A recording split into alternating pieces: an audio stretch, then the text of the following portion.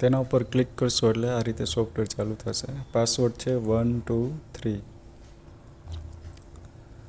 તેમાં સૌપ્રથમ છે કારીગરની એન્ટ્રી.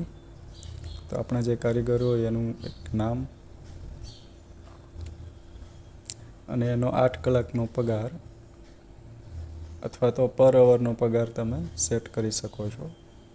કોઈ કારીગરનો સુધારો હોય તો સેમ સિલેક્ટ કરી અને એડિટના ઓપ્શનથી પર અવર પગાર અથવા તો 8 કલાકનો પગાર બંને રીતે સુધારીને અપડેટ કરી શકો છો.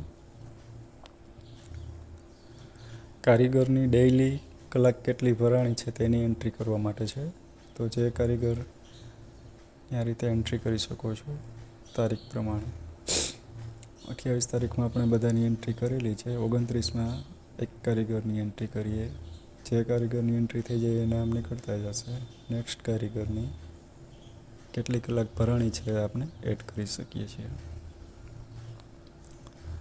કોઈ કારીગરની સુધારવી હોય એન્ટ્રી તો એ રિમૂવ કરી શકો છો. ફરીથી નવી એન્ટ્રી જે નવી કલાક છે એ આપણે સુધારીને ફરીથી એડ કરી શકીએ છીએ. તો આ રીતે દરેક કારીગરનો ડેઇલી કલાક આપણે કેટલી ભરાણી છે નાખી શકીએ છીએ. અગાઉની તારીખો આપણે સિલેક્ટ કરશી તો એ તારીખમાં જે એન્ટ્રી છે એ બતાવશે.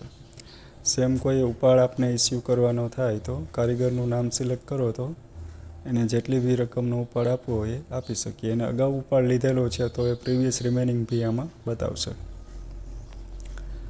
જેમ કે અત્યારે આપણે આ એક ઉપાડ આપીએ તો અગાઉનો 0 છે, 500 રૂપિયા છે અને કઈ તારીખે ઉપાડ આપી અને સેવ કરવાનું છે તો એમને ઉપાડે સેવ થઈ જશે.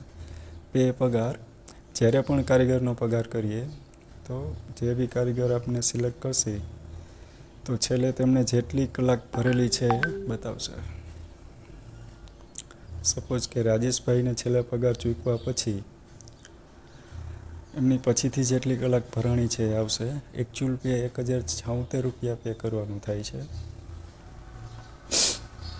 તો આપણે લમસમ 1100 રૂપિયા પે કરીએ છીએ. ખરેખર 1600 પગાર છે, 500 ઉપાડ છે તો 1100 રૂપિયા પેમેન્ટ કરવાનું થાય છે. તો આ રીતે એની સિમ્પલ પગાર સ્લીપ બની જશે કે જેમાં ટોટલ પેમેન્ટ કેટલું કર્યું, એડવાન્સ કેટલા કાપ્યા, અગાઉના પેમેન્ટ વધારે પ્લસ કેટલા હતા, ટોટલ કેટલા આપણે એક્સ્ટ્રા પે કર્યા છે, એ રીતે સિમ્પલ સ્લીપ થશે. એનો રિપોર્ટ આપણે ઉપાડ અને પેમેન્ટ ચેક કરી શકીએ છીએ. જે બી કારીગરને ઉપાડ આપેલા હશે તો ટોટલ કેટલો ઉપાડ છે, એને કેટલા આપણે પેમેન્ટ કરી દીધા, કેટલું હજી બાકી છે તેની સમરી બની જશે. પેમેન્ટમાં 2 તારીખ વચ્ચે જેટલું બી કારીગરને આપણે પેમેન્ટ કરેલો હશે તો પેમેન્ટ ડેટ, ફ્રોમ ડેટથી ટુ ડેટ,